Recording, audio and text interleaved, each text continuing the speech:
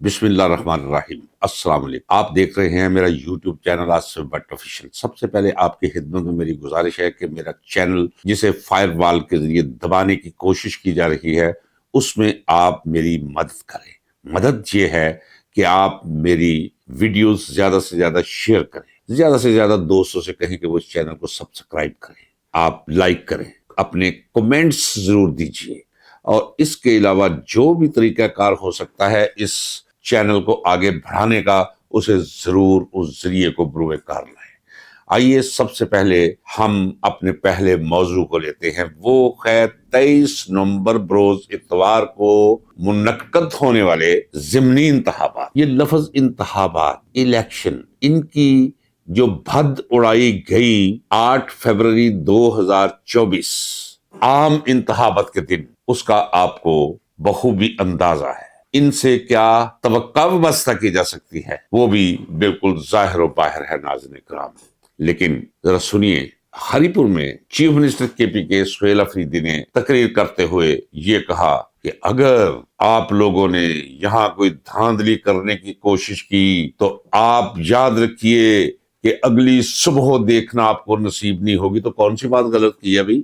اور بھائی self defence میں تو بندہ مار دینا جائز ہے، عدالت کچھ نہیں کہتی۔ میں وکیل ہوں، میں کہہ رہا ہوں اگر مجھے کوئی مارنے کے لیے آ رہا ہے تو میں اپنی جان بچانے کے لیے اسے مار دیتا ہوں، تو میں کوئی قاتل نہیں ہوں۔ اور اگر میرے گھر میں گھس کر کوئی ڈکیتی کرتا ہے اسے میں مار دیتا ہوں تو میں کوئی قاتل اور کوئی مجرم نہیں ہوں۔ اور اگر میرا سب سے مقدس سامان، میرا ووٹ کوئی چوری کرتا ہے اور چور کو میں پکڑ لیتا ہوں، قانون نہیں پکڑتا، تو مجھے یہ حق جاتا ہے کہ میں اس بازو مروڑ کے اسے قانون کے حوالے کروں۔ سکندر سلطان راجہ کی زبان سے یہ سن کر کہ جناب سہیل آفریدی نے ضابطۂ اخلاق کی خلاف ورزی کی ہے، یہ ضابطۂ اخلاق زبان سے نکالنے میں کوئی شرم محسوس ہونی چاہیے سکندر سلطان راجہ کو۔ اس کا نام ہمیشہ کے لیے پاکستان کی تاریخ میں لکھا جائے گا سیاہ حروف کے ساتھ، جس طرح قاضی فائز عیسیٰ اور بہت سے کردار جن کا نام سیاہ حروف کے ساتھ لکھا جائے گا، منفی کریکٹرز کی حیثیت سے لکھا جائے گا، جمہوریت دشمن، عوام دشمن اور ملک دشمن لوگوں کی فہرست میں فال کریں گے یہ تاریخ کے اوراق میں۔ اس کی زبانی یہ سن کر کہ ضابطۂ اخلاق کی خلاف ورزی کی ہے، کوئی ضابطۂ اخلاق کی خلاف ورزی نہیں۔ اور بیلنس کرنے کے لیے انہوں نے کیا کیا ہے کہ دیکھیں جی، وہ ہم نے رانا ثناء اللہ کو بھی سخت نوٹس جاری کر دیا ہے، ہم نے وزیر مملکت برائے داخلی امور اسے بھی ہم نے نوٹس جاری کر دیا ہے۔ یہ صرف بیلنس کرنے کے لیے۔ ایک بات یاد رکھیے ناظرین اکرام، وہ کے پی کے ہے، وہاں ان کی جرت نہیں کہ یہ وہاں دھاندلی کر سکے۔ یہ وقت سے پہلے میں آپ کو بتا دیتا ہوں، ضمانت ضبط ہوگی بالمقابل امیدوار کی، کہ پنجاب نہیں ہے کہ جہاں ان کا جو جی چاہے کرتے رہیں اور ووٹ دے کر لوگ بس فارغ ہو جائیں جی ہم نے اپنا فرض ادا کیا۔ اصل میں یہ نہیں ہے، اصل اپنے ووٹ کی حفاظت اس ملک کے اندر وہ ضروری ہے۔ بلکہ میں تو یہ کہوں گا کہ جب بھی ووٹ ڈالنے کا وقت آئے تو ووٹ ڈال کے گھر جانے کی کوئی ضرورت نہیں۔ ہر مرد کو چاہیے کہ گھیرے رکھے اس پولنگ اسٹیشن کو جہاں اس نے اپنی مقدس امانت جمع کرائی ہے، تاکہ اس میں کوئی خیانت نہ کر سکے، کوئی بددیانتی سے کام نہ لے سکے۔ یہاں تو یہ کچھ کیا گیا ہے کہ لوگوں کا جمہوریت پر سے یقین ہی اٹھ گیا ہے، ووٹ ڈالنا لوگوں کے نزدیک بیکار قرار پا گیا ہے۔ تو جہاں جمہوریت پر سے یقین اٹھ جائے، ووٹ ڈالنا نہ ڈالنا کو لوگ ایک برابر سمجھے، وہ یہ کہہ کر جس نے جیتنا ہے، انہوں نے جتوانا ہے، وہ تو جیتے گا، ہمیں کیا ضرورت ہے لائنوں میں لگنے کی۔ اس مقام پر یہ اس ملک کو لے آئے ہیں۔ آج بلوا رکھا تھا نوٹس کے ذریعے سہیل آفریدی کو الیکشن کمیشن کے آفس میں، وہ نہیں گیا، بالکل نہیں جانا چاہیے۔ تو اتنی متفن جگہ ہے کہ ناک پر رومال رکھ کر بھی اگر وہاں کا چکر لگایا جائے یا وہاں سے گزرا جائے تو بڑا ہی اذیت ناک محسوس ہوتا ہے۔ کوئی ضرورت نہیں جانے کی، ان کی کوئی حیثیت نہیں۔ سہیل آفریدی نے وہاں الیکشن کمیشن کے آفس جانے کی بجائے رجوع کیا ہے پشاور ہائی کورٹ، اور رٹ دائر کی ہے وہاں، جس میں کہا گیا ہے کہ عدالت ناجائز نوٹس قرار دے اس نوٹس کو جو بھیجا گیا ہے چیف منسٹر کے پی کے کو، کیونکہ چیف منسٹر کے پی کے کو الیکشن کمیشن طلب نہیں کر سکتا، یہ غیر آئینی اور غیر قانونی۔ اب دیکھیے الیکشن کے بعد یہ نوٹسز یہ بھی ان کے کام آئیں گے۔ ہو سکتا ہے کہ انہی نوٹسز کے دامن میں یا سائے میں انہیں پناہ لینی پڑے، انتظار کیجیے۔ جس طرح کہ بڑا عجیب لگا مجھے یہ سن کر سکندر سلطان راجہ چیف الیکشن کمشنر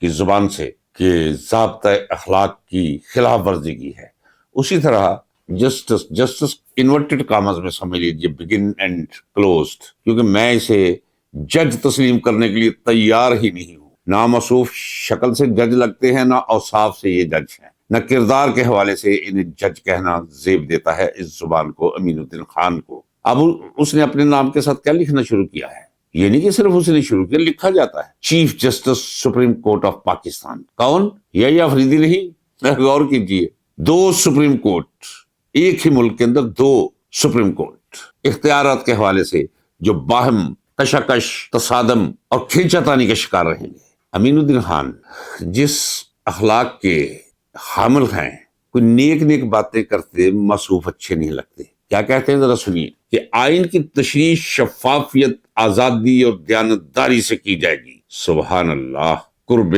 قیامت کی نشانیاں، اور اس سے بڑا مذاق کیا ہو سکتا ہے، اور اس سے بڑا جھوٹ کیا ہو سکتا ہے، اس سے بڑھ کر ڈٹائی کسے کہتے ہیں، میری سمجھ سے باہر ہے۔ مزید فرماتے ہیں، آئینی عدالت کا قیام ہماری فوجی اور آئینی ضرورت ہے، اور یہ عدلیہ کی تاریخ میں ایک اہم سنگ میل ہے۔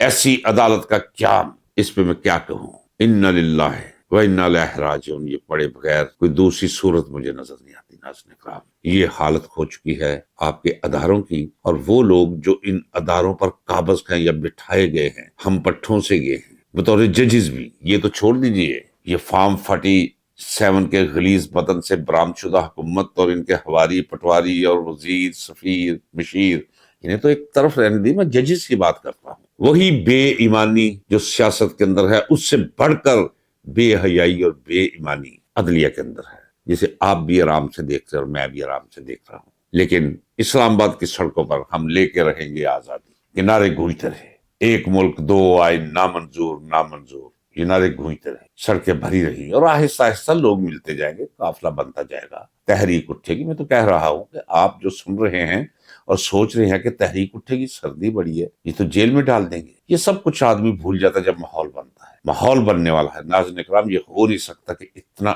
انیائے، اتنا ظلم، اتنی زیادتی، اتنی سینہ زوری، اتنی بے حیائی اور اتنی لاپرواہی اور اتنی بے خوفی، اور لوگ خاموش، لوگ چپ، لوگ ڈرے ہوئے، لوگ سہمے ہوئے۔ پھر فطرت کو ترس آ جاتا ہے، پھر فطرت اپنا کوڑا اٹھا لیتی ہے، وہ کوڑا ہاتھ میں لے لیا فطرت نے۔ اب دیکھیے گا، اب گواہ رہیے گا، ان قریب تحریک بنے گی، تحریک اٹھے گی، ان کے سارے پروگرام، 5 سالہ 10 سالہ منصوبے خاک ہو کر رہ جائیں گے۔ ناظرین کرام، پر امید رکھیے، ہاں یہ ضرور میں کہوں گا، جڑے رہیے، ذرا دیکھیے اتنی قربانی، اور حضور والا میں نے قید تنہائی کاٹی ہے۔ آپ یقین جانیں کہ ایک وقت وہ آ جاتا ہے جس طرح کی تنہائی عمران خان پر تھوپی گئی ہے اس وقت، آج کے دن تک، کہ بندہ دیوار کے ساتھ بیٹھا اکیلا، وہ قوت متحجلہ اتنی طاقتور ہو جاتی ہے کہ بندہ سوچتا تو دماغ رہتا ہے نا، بندہ جو سوچ رہا ہے وہ بولتا چلا جاتا ہے۔ کئی دفعہ ایسے ہوتا تھا کہ میں دیوار کے ساتھ لگا گھر والوں سے باتیں کیا کر، اچھا نہیں نہ آنا، چلو کوئی بات نہیں، رہنے دے،